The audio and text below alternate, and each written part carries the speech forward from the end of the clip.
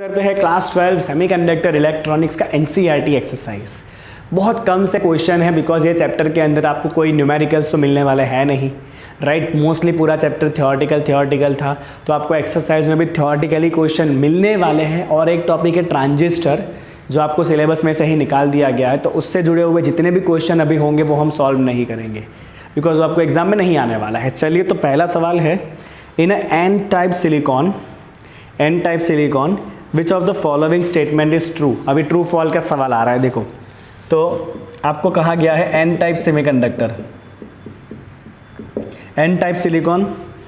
पहला कहा है electrons are majority carriers and trivalent atoms are dopants. तो आप समझ लो बच्चों, इस पे ध्यान दो। एन टाइप है, एन टाइप मतलब electrons are more than hole, तो मेजॉरिटी चार्ज कैरियर होता है इलेक्ट्रॉन। ये मैंने आपको बहुत अच्छे से समझाया है। मेजॉरिटी कौन होता है इसमें? इलेक्ट्रॉन होता है। और मेजॉरिटी इलेक्ट्रॉन तभी होगा जब आपका इम्प्योरिटी कैसा हो? पेंटावैलेंट। तो इम्प्योरिटी में से एक्स्ट्रा इलेक्ट्रॉन आपको मिलना चाहिए। तो यहाँ पे आपका इम्प्योरिटी कैसा होता है? पेंटावैलेंट होता है। Impurity is pentavalent. तो देखता हूँ ऐसा कौन सा ऑप्शन है, राइट। तो आपका राइट आंसर रहेगा सी, ओके। इसमें ऑप्शन ऐसा है कुछ कि holes are minority charge carrier. Definitely electron majority है, तो माइनॉरिटी कौन होगा? होल्स ही होगा ना। तो holes are minority charge carrier और इम्प्योरिटी कैसा होता है? पेंटावैलेंट होता है। तो ऐसे ही क्वेश्चन है। दूसरा है, which of the statement given in question number 1 is true for P type semiconductor.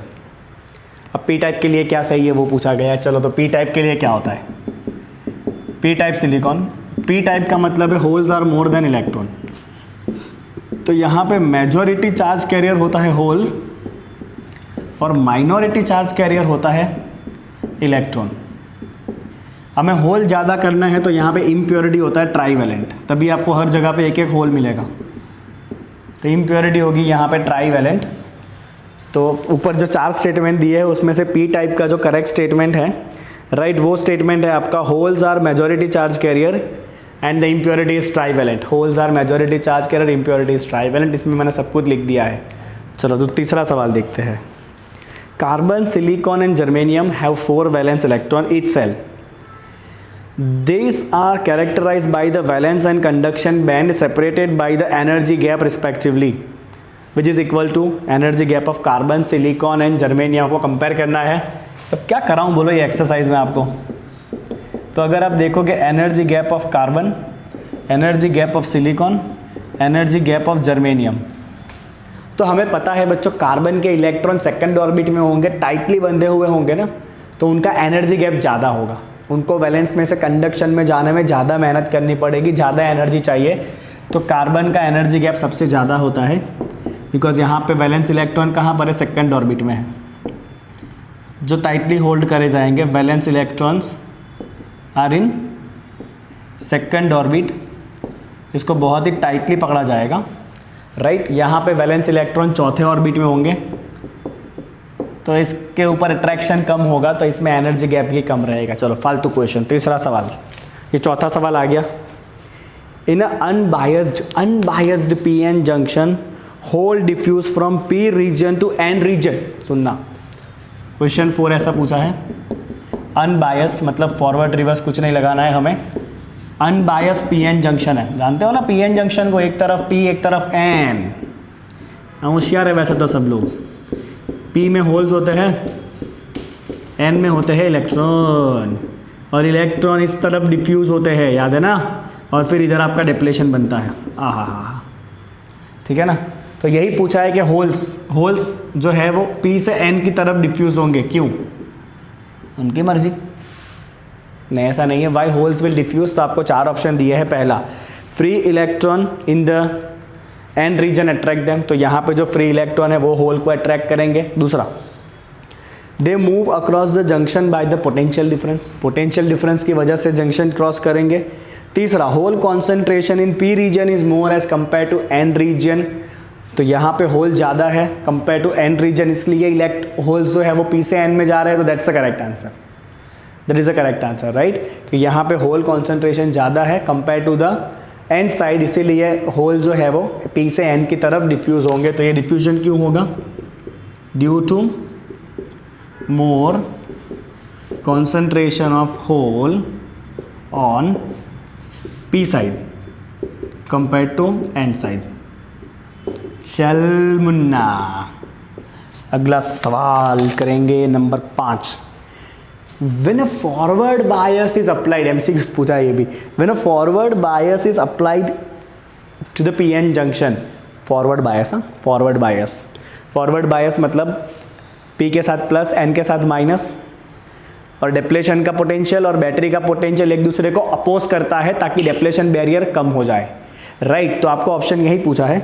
It raises the potential barrier. ना, फॉरवर्ड में पोटेंशियल बैरियर रेज होता नहीं है. दूसरा, it reduce the majority carrier to zero. है नहीं, फॉरवर्ड में तो मेजॉरिटी कैरियर का ही तो फ्लो होता है फॉरवर्ड में, तो ये भी गलत है. लोअर्स द पोटेंशियल बैरियर, सही पकड़े हैं, पोटेंशियल बैरियर को लो करेगा. तो मैं यहाँ पे लिख दूँ आपके लिए वापस एक बार, फॉरवर्ड बायस याद रखने जितना कितना है. राइट, तो मैं आपके लिए एक छोटा सा नोट्स बनाऊंगा इस चैप्टर का, 2 पेज का नोट जिसमें पूरे चैप्टर का कच्चा चिट्ठा लिख के आपको दे दूंगा. तो आपको जब रिवीजन करना है तो आप खाली वो नोट्स ही पढ़ो, आपका काम हो जाएगा. ओके, चलो. तो फॉरवर्ड बायस में हम क्या करते हैं, पी के साथ प्लस जोड़ते हैं, एन के साथ माइनस जोड़ते हैं. डिप्लेशन जो आपका बैरियर होगा वो छोटा हो जाएगा. डिप्लेशन बैरियर क्या हो जाएगा, रिड्यूस हो जाएगा, और आपको करंट ज़्यादा मिलेगा. मिली एम्पियर में आपको करंट मिलता है. किसकी वजह से मिलता है, due to diffusion of majority charge carrier. Due to diffusion of majority charge career.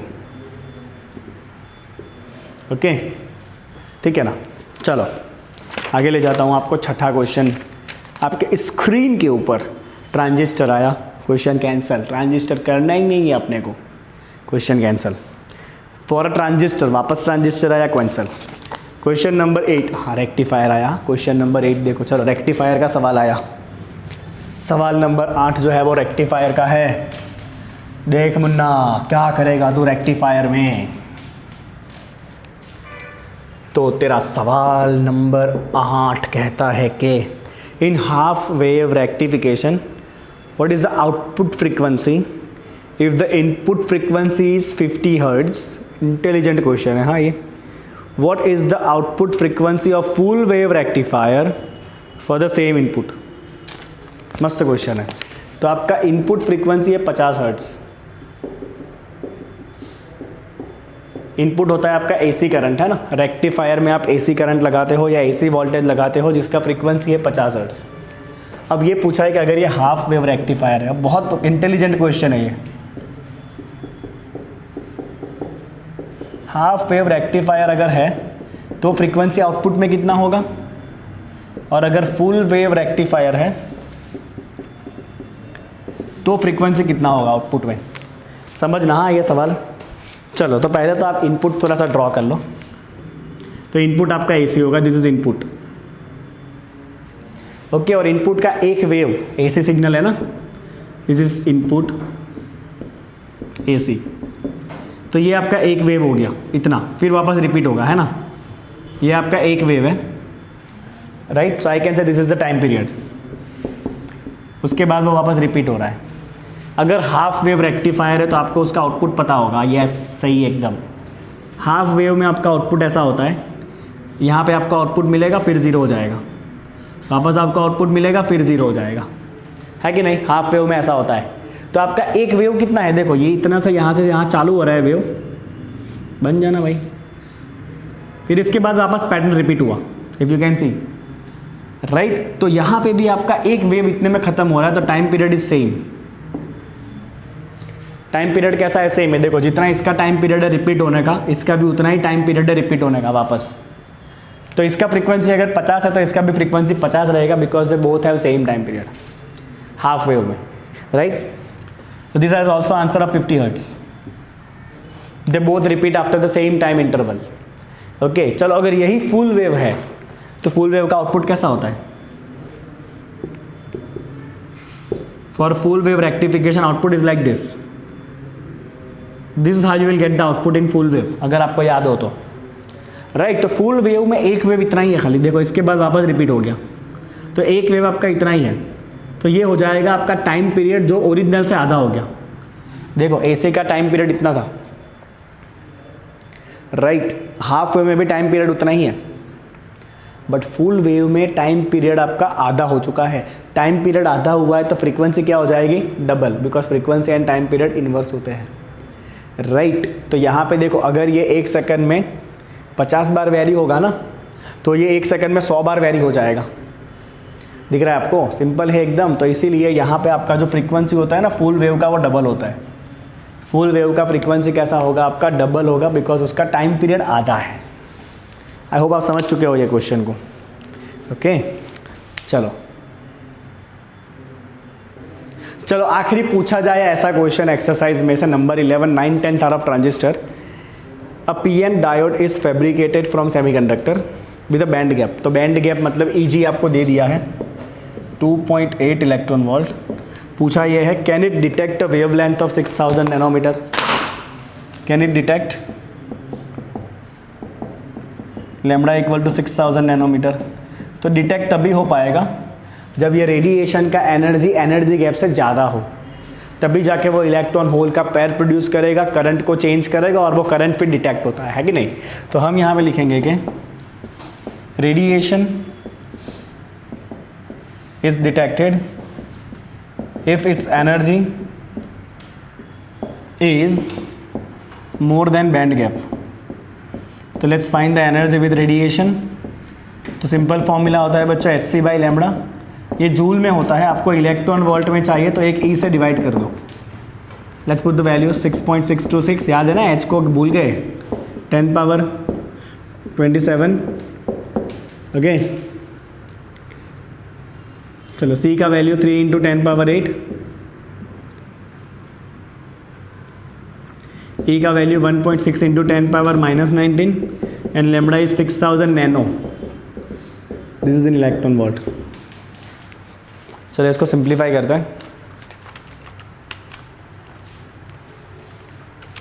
6.626 into 3 divide by 1.6 divide by 6000, okay. ये आ रहा है 0.0020। 10 पावर कितना होगा, 27 है, माइनस साइन के साथ, फिर 10 पावर 8 है तो प्लस करेंगे, 19 ऊपर आएगा प्लस करेंगे, 9 ऊपर आएगा प्लस करेंगे। ये बड़ा ज़्यादा हो रहा है ये तो कुछ। ये h का वैल्यू मैंने ही तो नहीं गलत लिख दिया ना, 6.626 इंटू 10 पावर, मुझे ऐसा कन्फ्यूजन हो रहा है, 10 पावर -34 होता है क्या। सालों से h का वैल्यू यूज़ नहीं किया है ना। कोई ना, देख लेते हैं h का वैल्यू कितना आ रहा है। 34 होता है। देखा, मैं तुमको बोल रहा हूँ कि तुम लोग गलती मत करना, इधर मैं ही भूल गया। बोलो क्या करें, इंसान है ना, तुम्हारे सर भी तो होता है। +8 +19 +9 10 पावर 2। तो इस रेडिएशन का एनर्जी है खाली 0.2 इलेक्ट्रॉन वोल्ट और बैंड गैप है 2.8। कैसे डिटेक्ट करेगा, नहीं डिटेक्ट पाएगा, नॉट डिटेक्टेड। ये रेडिएशन डिटेक्ट होगा ही नहीं, बिकॉज ये रेडिएशन से इलेक्ट्रॉन होल का पेयर नहीं मिल रहा है, तो डिटेक्ट कैसे होगा, it is not going to be detected, right. Okay, तो ये हो गया बच्चों आपका सेमीकंडक्टर का छोटा मोटा सा NCERT एक्सरसाइज कंप्लीट। नॉर्मली इसमें से न्यूमेरिकल्स पूछने के चांसेस बहुत कम है, इसमें से कुछ इंपॉर्टेंट थियरीज वही पूछी जाती है हर बार, right. P type semiconductor, N type semiconductor, PN junction diode में डिप्लेशन वाला थियरी, फिर forward bias, reverse bias, rectifier, half wave, full wave, उसके बाद जेनर डायोड, उसके बाद फोटो डायोड, उसके बाद आता है LED, उसके बाद आता है सोलर सेल, राइट, और आखिर में आता है logic gates and digital electronics. तो आपको थियरी ही पूछी जाने वाली है एग्ज़ाम में। एक बार न्यूमेरिकल देख लोगे तो कुछ बुरा नहीं होना है आपके साथ। चलिए मिलेंगे वापस अगले क्लास में।